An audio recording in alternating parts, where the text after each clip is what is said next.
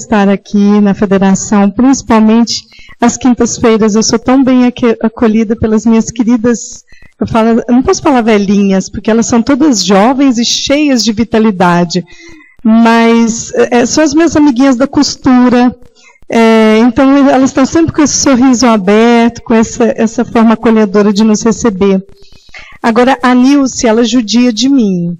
Eu estou o mês todo trabalhando em cima do tema de Jesus. Ela vem e me pega para falar de vendilhões expulsos do templo em pleno dezembro. E aí eu falei, meu Deus, vamos lá, Nilce passou, vamos estudar. E aí é aquele negócio, a gente pega o Evangelho de Jesus inteiro, vários capítulos, quase todos, a gente vai lá e vê as instruções dos Espíritos, vários itens explicando as passagens do Evangelho. E quando a gente chega nos vendilhões do templo, não tem instrução dos Espíritos. Agora vocês imaginam, gente, nem os Espíritos quiseram explicar para nós, e a Nilce me põe para falar desse tema. Mas vamos lá.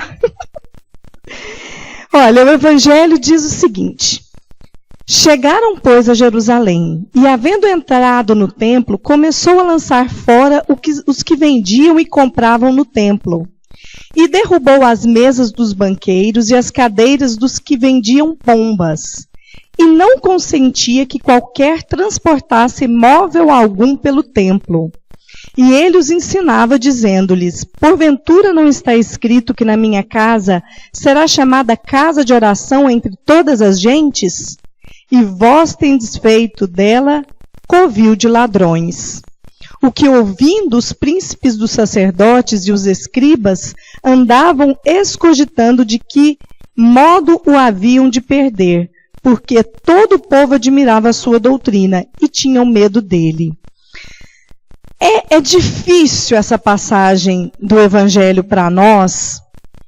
E quando a gente lê inicialmente, quando a gente assiste filmes da vida de Jesus, eles mostram ali um Jesus que realmente, como está na passagem, derruba mesas, espanta animais com uma cordinha. Só que muitas vezes não é retratado da forma como a gente tem de Jesus. Só que quando a gente pega o livro Sabedoria dos Evangelhos, de Carlos Torres Pastorini, e quando a gente faz um estudo maior, os 4 evangelistas narraram da mesma forma como está aqui. Só que não está em momento algum escrito que Jesus foi violento, que Jesus foi agressivo. É bom a gente tentar entender, porque esse templo onde isso aconteceu, ele era chamado Templo de Salomão. E isso aconteceu no momento em que Jesus, lá no texto, fala que ele subia para Jerusalém, já no final do seu messianato na terra. E ele foi para essas festas, para essa festividade de Natal, de Páscoa. Estou no clima do Natal. E o que acontece? Quando chegavam no Templo de Salomão, ali tinha no início as piscinas de purificação.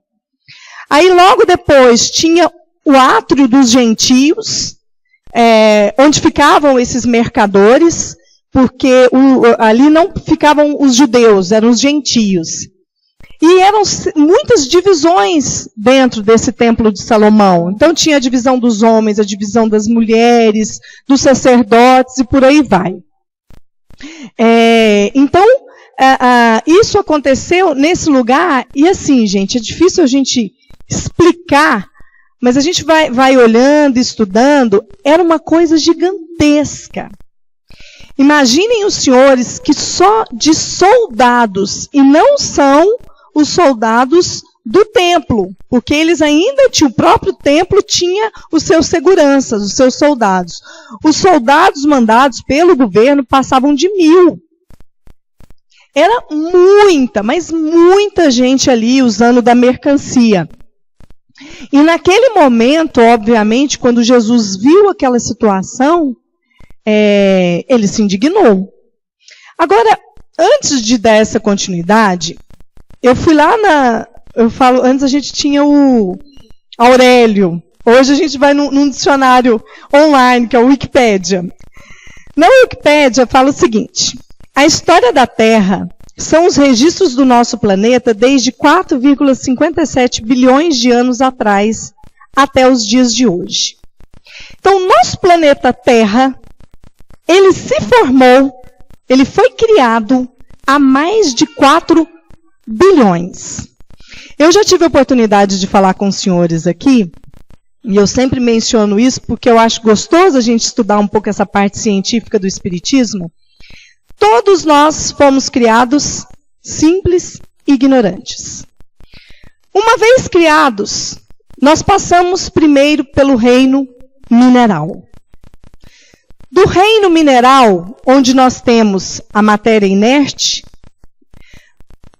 apenas a atração, nós vamos depois para o reino vegetal, que tem a mesma matéria inerte, mas que tem a mais a vitalidade. Então, as plantas têm vida. Nós temos plantas que matam, nós temos plantas que curam.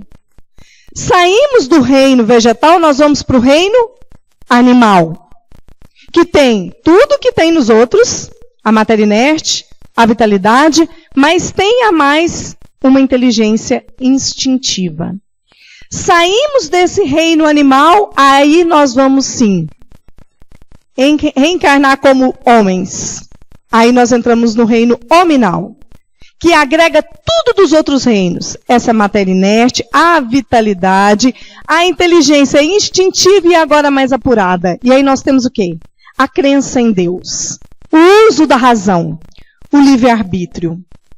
Segundo André Luiz, no livro Evolução em Dois Mundos, o homem, para fazer o uso, o homem dotado de raciocínio e discernimento, para chegar aos primórdios da época quaternária. São as palavras de André Luiz. Primórdios da época quaternária. Mineral, vegetal, animal, hominal. Então, para nós chegarmos no início, reencarnarmos como homens e mulheres, nós levamos nada menos que 1,5 bilhão de anos. Isso é fantástico, o que André Luiz nos diz. Então, para nós nos tornarmos, nós fazemos o uso da razão, nós levamos 1,5 bilhão de anos. E é importante a gente entender que nós estamos numa lei de progresso. Ninguém vai reencarnar como planta, ninguém vai reencarnar como animal, uma vez que a gente já está no reino nominal. É a lei de progresso. Se hoje nós temos o paladar, começou lá na fotossíntese das plantas. Flávia, o que tem a ver isso com vendilhões expulsos do templo? Bom, vamos lá. Quando a gente pega o livro A Caminho da Luz, quem não leu, leia. E se for igual eu, tem que ler mais de uma vez, porque tem muita coisa que é maravilhoso da gente ler, mas para entender a gente tem que ler várias vezes. Esse livro, ele começa desde a formação do planeta Terra. E vai mostrando-nos de tempos em tempos a história do nosso planeta. Então é fantástico, é fantástico. Vai mostrando de tempos em tempos, Moisés, Jesus, Napoleão, e por aí vai. Jesus de tempos em tempos mandando seus missionários. E é nesse livro que está escrito que Jesus é o governador do nosso planeta Terra. Coube a ele a formação do nosso planeta. Se o nosso planeta tem mais de 4 bilhões de anos e naquela época ele já era o Cristo, gente, é muita luz. Será que a gente acha que ele vai chegar num templo e vai agir com violência? Olha o que diz o livro A Caminho da Luz. As mãos de Jesus haviam descansado, após longo período de confusão dos elementos físicos da organização planetária. Sim, ele havia vencido todos os pavores das energias desencadeadas. Com as suas legiões de trabalhadores divinos, lançou o escopro da sua misericórdia sobre o bloco de matéria informe que a sabedoria do Pai deslocara do sol para suas mãos augustas e compassivas. Operou a escultura geológica do orbe terreno, trabalhando a escola abençoada e grandiosa, na qual o seu coração haveria de expandir-se em amor, caridade, claridade e justiça. Então, o livro A Caminho da Luz é fantástico. A introdução dele já é uma reverência a Jesus o tempo todo. E é lá que nos diz que quem governa o nosso planeta Terra desde o princípio é Jesus. Então, quando a gente entende isso, mais do que nunca a gente sabe que Jesus não entrou naquele templo brigando, esperneando. Isso é próprio nosso. A gente que sai no trânsito e quando vê, põe a mão para fora, bravo. Isso é da gente que não consegue ainda controlar instintos até. Não desse Cristo, que há mais de 4 bilhões de anos atrás já era o Cristo. E aí nós vamos no livro Espírito do Cristianismo, que Caiba Schutter nos diz. O fato era que o templo de Jerusalém estava perdendo seu aspecto religioso para dar lugar ao comércio e à corrupção do povo e dos sacerdotes locais, justificando assim uma postura mais enérgica de Jesus para combater tais desvios. Se o mestre não tivesse adotado este posicionamento, talvez a essência espiritual do templo se perderia por completo. Cristo certamente não adotou uma conduta agressiva, mas manteve-se firme em sua atitude, para que as pessoas compreendessem a gravidade da situação. Com franqueza, julgamos que se Jesus consentisse ou se pusesse em atitude complacente naquela hora em que deveria demonstrar o seu zelo pelos ensinos religiosos e pela lei que ele veio cumprir, daria prova de fraqueza moral, de subserviência, de falta de energia, o que nunca se dá com os missionários que vêm fazer progredir a humanidade. Acho que o texto é muito claro para nós, vai de encontro também ao que Pastorino fala nessa sabedoria dos evangelhos. Não dava para nós imaginarmos um Jesus sem a energia e a autoridade moral que lhe era peculiar. E para que aquele ensinamento ficasse para a posteridade, foi necessário ele agir com toda essa energia. Imaginem os senhores, que só de soldados tinham 1000, então era muita gente.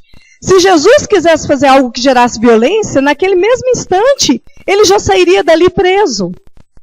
Então nós tenhamos a certeza de que não houve jamais violência. Isso não foi falado para toda aquela multidão, mas para as pessoas que estavam ali próximas. Mas o ensinamento marcou. E é um ensinamento que é difícil a gente falar. Não é fácil a gente falar porque ele está batendo na tecla de exploração da fé. E nós adoramos quando a gente tem que falar desse assunto, quando a gente aponta o dedo para outras religiões. É fácil a gente mostrar que dentro da Igreja Católica isso existiu muito tempo. Era chamada simonia. Você pagava por indulgências. E foi combatido na Igreja Católica. Uma hora houve a proibição, mas foram séculos onde se cobrava. Cobrava a tal simonia, cobrava pela sua indulgência, cobrava para aquelas pessoas que tinham alguma... às vezes se cobrava para falar que tinha um espinho da coroa de Jesus. Houve uma época onde recebia-se isso alguns sacerdotes. E a Igreja Católica combateu. E nós muitas vezes olhando para os nossos irmãos da crença evangélica, nós também colocamos isso de uma forma, mas gente, está cobrando dízimo, é uma exploração. Porque nós somos mestres em julgar, mas eu quero trazer isso para nós espíritas. Porque o ensinamento de Jesus vem falar disso para nós. Graças a Deus a gente consegue visualizar que a grande maioria das casas espíritas tem uma estrutura simples e tem uma preocupação em ajudar, em fazer o bem, em não explorar. Mas nós sabemos que em situações pontuais isso também não acontece. Situações onde as pessoas usam a doutrina espírita entre aspas, onde às vezes fazem uma cura, mas querem que aquele medicamento seja comprado. Então, se for comprado, já vai contra aquilo que está no Evangelho de hoje, porque o capítulo é: dai de graça o que de graça recebestes. Eu quero fazer uma observação em relação a essa passagem de Jesus aqui. Quem conheceu muito Chico Xavier, eu tive contato com pessoas que conviveram com o Chico. Eu cheguei a conhecê-lo, mas não tive, ele já estava muito velhinho. Mas fazendo parte da pomada, eu vi muita gente que teve muito contato com o Chico. E eu me recordo de uma situação de um desses amigos contando para a gente que, em determinada ocasião, o Chico, lá no Grupo Espírita da Prece, ele pegou na mão de um senhor que naquele momento disse que iria psicografar. E ele foi rígido, ele foi enérgico, com todo o amor e doçura que ele sempre teve, Chico Xavier. Mas ele pegou e falou: aqui não. Dando uma ordem, provavelmente, para o espírito que queria ali bagunçar. Porque a defesa do Chico Xavier, com aquilo que ele acreditava de sublime, com essa defesa do Evangelho dentro do Espiritismo, ele fazia. Então eu acho que a gente não tem dúvidas de que Jesus, porque imaginem os senhores, naquela época ninguém estava preocupado em rezar mais não. E por que Jesus combateu isso aqui dessa forma, com tanta veemência? Porque inclusive aqueles mercadores que ali estavam, para estar ali, eles tinham que pagar uma comissão para os sacerdotes. Os teólogos não são unânimes em dizer se eram todos os sacerdotes ou se eram alguns. Tem teólogos que falam que alguns sacerdotes recebiam para autorizar aquelas pessoas estarem ali vendendo. Já tem teólogos que falam que todos aqueles sacerdotes estavam recebendo. Mas era contra essa conduta que Jesus teve essa atitude mais rígida. E aí a gente chega dentro da doutrina espírita que a gente hoje está aqui, cultua e tanto ama. Tem um pensamento de Leon Denis que diz: é preciso preocupar-se em dar ao homem uma fé livre e desinteressada, que o sustente em suas provas, uma crença racional que lhe permita reagir contra as causas de infelicidade. Por que nós estamos falando isso? E eu fecho nesse slide com Allan Kardec na frase que a gente conhece bem: a fé inabalável só o é a que pode encarar frente a frente a razão em todas as épocas da humanidade. Porque a partir do momento que a gente passa a ter uma fé raciocinada, um conhecimento de Deus, da lei de causa e efeito, quando a gente começa a entender o porquê, a gente não se submete a essas questões que eram impostas. Vou tentar exemplificar. Eu acredito que na grande maioria de nós vivemos essa época, reencarnados aí junto à Igreja Católica, e nós acreditávamos que era possível, você podia aprontar até, mas se você depois pagasse, no final, a sua indulgência, você estaria livre de pecados. E uma fé raciocinada sabe que isso não adianta. Nos faz ter um esclarecimento melhor. Então isso é fantástico, mas nós somos um pouquinho sem vergonhas, gente, se vou usar esse termo. Porque é capaz, se a gente sair aqui fora e alguém falar assim: olha, tem uma mulher ali, ela é vidente, ela é ótima, tem que ter alguém para indicar, tá? Porque a pessoa tem que falar que ela é boa. Nossa, mas ela é boa, ela não erra nada, é capaz da gente espírita, que a gente ia chegar lá: deixa eu ver o que ela fala do meu futuro. Nós temos que trabalhar essa nossa fé. E a fé, essa certeza em Deus, é colocar nas mãos dele o nosso futuro. Então isso é maravilhoso. Quanto mais a gente estuda, mais a gente trabalha a nossa fé, menos persuadidos de questões materiais, que a gente acha que pode resolver a nossa felicidade, a gente fica. E aí, lá no livro Consolador tem a seguinte pergunta para Emmanuel: seria justo aceitar remuneração financeira no exercício da mediunidade? A gente sabe que não. E aí Emmanuel diz, quando um médium se resolva transformar suas faculdades em fonte de renda material, será melhor esquecer suas possibilidades psíquicas e não se aventurar pelo terreno delicado dos estudos espirituais. A remuneração financeira, no trato das questões profundas da alma, estabelece um comércio criminoso, do qual o médium deverá esperar no futuro os resgates mais dolorosos. Eu não tenho dúvidas que a gente reverencia e ama tanto Chico Xavier, porque a gente sabe do compromisso mediúnico dele sem ganhar um vintém. Às vezes, até aquelas pessoas que vinham e doavam as coisas para o Chico, ele pegava daqui e já passava para ali. Já pegava daqui e passava para frente. Ele dizia que para entrar no bolso dele tinha que ser o dinheiro que ele ganhou com o esforço próprio. E uma vez alguém perguntou, as pessoas que querem sempre arrumar justificativas para tudo, mas Chico, você fica a madrugada inteira trabalhando para esses espíritos.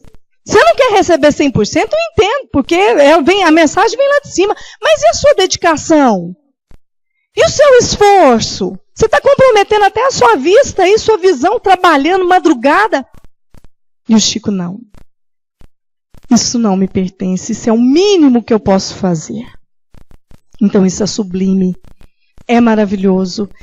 E Emmanuel nos deixa muito claro que as pessoas que usam e que querem ganhar em cima da mediunidade terão resgates dolorosos. Eu não sei os senhores. Quando eu pego uma obra mediúnica, eu vou lá e olho de quem são os direitos autorais. Para quem são os direitos autorais? Porque, infelizmente, dentro da doutrina espírita, nós temos que ter esse rigor, sim. Porque há pessoas que dizem que psicografaram, pode até ter sido psicografada, mas ela está ganhando em cima daquilo. Então eu vejo, direito autoral está para quem? Está para uma instituição filantrópica? Está para alguma obra beneficente? Aí eu tenho certeza de que se trata de uma mediunidade séria, e aí eu arrisco ler. Porque eu não vou perder meu tempo com aquilo que eu não confio. E esse cuidado nós temos que ter, meus irmãos. Lá no livro Consolador, continua a pergunta seguinte: seria proveitosa a criação de associações de auxílio material aos médiuns? É engraçado isso, né? Vamos arrumar uma situação aqui. O médium está trabalhando demais, vamos arrumar uma associação para a gente cuidar deles. Eu amo, né, Emmanuel? Olha o que ele fala. No Espiritismo é sempre bom de bom aviso evitar-se a consecução de iniciativas tendentes a estabelecer uma nova classe sacerdotal no mundo. Os médiuns, nesse ou naquele setor da sociedade humana, devem o mesmo tributo ao trabalho, à luta e ao sofrimento, indispensáveis à conquista do agasalho e do pão material. Ao demais, temos de considerar, acima de toda a proteção precária do mundo, o amparo de Jesus aos seus trabalhadores de boa vontade. Toda a expressão de sacrifício sincero está eivada de luz divina. Todo o trabalho sincero é a elevação de toda dor e luz, quando suportada com serenidade e confiança no mestre dos mestres. A verdade, gente, é que não é fácil ser médium, não. Não é brincadeira, não. Mas é um compromisso e uma missão sublime para aqueles que agem com responsabilidade. Vamos parar de querer ter méritos com a mediunidade. Não é fácil. Às vezes a pessoa pensa assim, nossa, que bonitinha a pessoa que está indo ali dar um passe, fazer parte de uma desobsessão.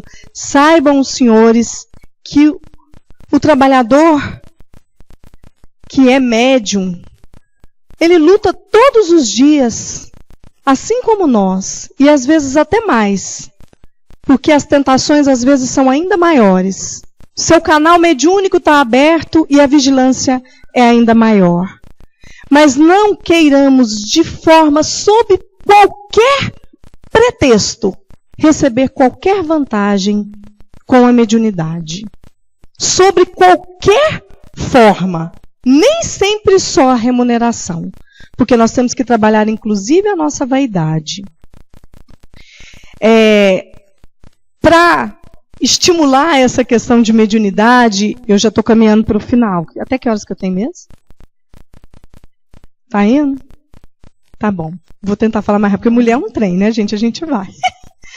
Olha, em nome de nosso Senhor Jesus Cristo, venho solicitar o seu auxílio em favor dos pobres, nossos irmãos.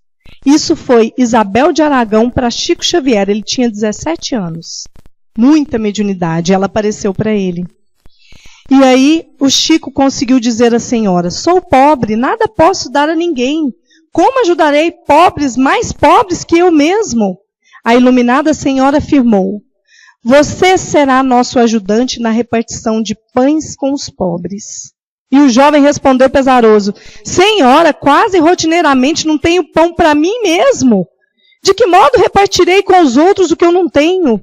E ela disse: os tempos chegarão e você terá os recursos necessários. Escreverá para a nossa gente peninsular. Trabalhará por Jesus sem receber vantagens materiais pelas suas páginas que escreverá, e nós providenciaremos para que a espiritualidade superior lhe dê recursos para começar o trabalho. É a fé. É a certeza de que Jesus nos ampara. Nesse tempo que a gente tem de doutrina espírita, eu nasci na doutrina espírita, então são mais de 40 anos, e a gente assim, eu fico vendo, eu lembro das meninas aqui na costura, porque elas são bonitinhas, quando elas vêm pedir aqui alguma ajuda para a obra, é porque a coisa já está feia. Porque essas meninas ralam, viu, gente? E aí tem hora que chega a pensar, meu Deus do céu, será que nós não vamos ter enxoval para esse mês? E quando a gente menos espera, vem uma doação dali, vem uma doação daqui. Porque Deus nos ampara sempre. É ou não é? Não estou falando a verdade? Hein? Olha lá. Porque a gente é o alto, é Deus, que inspira cada um de nós para ajudar. Eu vejo isso nisso, eu vejo isso em várias casas de sopa, eu vejo esse trabalho, eu trabalhei muito tempo em Goiatuba, na construção de hospital do câncer lá. Sempre foi difícil. Nunca é fácil dentro da casa espírita, porque todo mundo tem as suas lutas, a gente sabe. Mas quando a gente tem boa vontade, certeza de que Deus nos ampara e o trabalho é em benefício dos outros, os caminhos se abrem. Imaginem Chico Xavier. Tinha dia que ele mal tinha o que comer. E esse homem chegava a distribuir nas ruas de Uberaba, lá debaixo do abacateiro, mais de 4.000 pães. Mas ele tinha a autoridade moral. A autoridade moral de quem usou a mediunidade em benefício do próximo. De quem se preocupou em servir o outro. Eu vou finalizar, estou partindo para o final. É um tema talvez um pouco maçante, eu acho que eu tentei ao máximo fazer ele ficar um pouco mais gostoso. Eu falei para vocês que nem os espíritos colocaram isso no Evangelho, então eu estou rebolando aqui. Mas assim, eu não gostaria de finalizar, eu falei um pouco de Jesus, mas eu acho que é hora da gente falar um pouco mais. Porque nós estamos no mês de aniversário dele, como a Rosália falou. Então, essa lição do Evangelho vem nos mostrar a nossa preocupação dentro da nossa casa espírita, com o compromisso que a gente tem de divulgar o Evangelho, de fazer o bem, e que a gente lembre sempre desse, que é para nós o verdadeiro roteiro. Ele que tem que nortear os nossos passos. Porque se hoje nós temos uma doutrina espírita que contagia corações, é porque nós temos uma fé raciocinada, é porque nós temos exemplos de caridade. E é importante, meus irmãos, que acima de tudo, a doutrina espírita, a gente abraça muito esse Evangelho de Jesus. Mas é preciso que a gente faça com que o Evangelho entre dentro de nós de verdade. Porque o Chico Xavier, quando estava na Terra, ainda nos disse que o espírita tem chegado do lado de lá altamente arrependido. Eu tenho falado isso ultimamente, parece uma coisa chata, meio mórbida, mas eu estou falando sério, gente. Ultimamente eu tenho me preocupado como que vai ser meu velório. Vocês não preocupam, porque senão ninguém quer saber como que é velório, né? A gente fica mais feliz quando nasce alguém. Mas eu fico pensando, porque quando a gente pega a obra de André Luiz, o que contou para ele do lado de lá foram orações de meia dúzia de pessoas que oraram com sinceridade porque ele foi bom. E se Deus quiser, e eu quero muito, mas para isso eu vou ter que me esforçar, Eu quero que no meu velório as pessoas falem, não, eu vou sentir saudades. Como a Flávia foi boa, isso vai ser difícil, mas tá bom. Como eu vou sentir saudades? Ela é uma pessoa que vai deixar saudades. Foi uma pessoa boa. Eu sei que é difícil isso, mas nós temos que nos esforçar para isso, meus irmãos. Porque nós estamos fazendo o que aqui? Não vai contar do lado de lá o patrimônio que a gente adquiriu, não. Sobrenome, roupa no guarda-roupa, fica aí para os daqui brigar. O que vai contar quando a gente chegar do lado de lá é o bem que a gente faz. E Jesus lutou, amou, serviu e sofreu até a cruz, confirmando com o próprio sacrifício a sua doutrina de revolução interior quando disse: e aquele que deseja fazer-se o maior no reino dos céus, seja no mundo o servidor de todos. Vamos aproveitar que nós estamos finalizando o ano, que nós estamos no mês de nascimento de Jesus, e vamos entrar em sintonia com esse mestre amado, renovando dentro de nós os propósitos de sermos melhores. Porque da manjedoura ao Calvário, os ensinamentos são muitos. Mas até hoje, mesmo sabendo daquela frase dele, atira a primeira pedra aquele que não tiver pecados, nós estamos aí, atirando pedra, fofocando com maledicência. De braços abertos ele fala: Pai, perdoa-os porque eles não sabem o que fazem. E nós não damos conta de perdoar alguém que não nos cumprimenta. Na parábola dos talentos, ele diz: vá, multiplique os seus talentos. E nós continuamos enterrando e nos colocando no papel de vítimas. Quando a gente pega a parábola do bom semeador, a parábola do bom samaritano, ele nos pede: semeie, multiplique o amor que a gente traz dentro da gente. E, no entanto, a gente continua reclamando e arrumando desculpa para servir esse mestre que se doou por nós. E aí, quando a gente chega lá no óbolo da viúva, lá está o ensinamento sublime que nos pede o quê? Sacrifício pelo outro. Porque ela deu o único vintém que ela tinha, pensando na felicidade dos outros. Então, quando nós chegarmos no aconchego dos nossos lares, não vamos deixar que o egoísmo tome conta de nós. Vamos pensar que tem pessoas que estão passando frio com a chuva que está lá fora, que estão com casebres destelhados. Vamos pensar que dentro do nosso trabalho a gente pode ser mais solução e não problema. Que a gente pode contribuir fechando a boca com a fofoca. É preciso que a gente ame Jesus de verdade, meus irmãos. Os senhores podem ter certeza que eu falo isso principalmente para mim, não é fácil. Mas não basta nós dizermos eu sou cristão. É preciso que o cristianismo entre dentro de nós.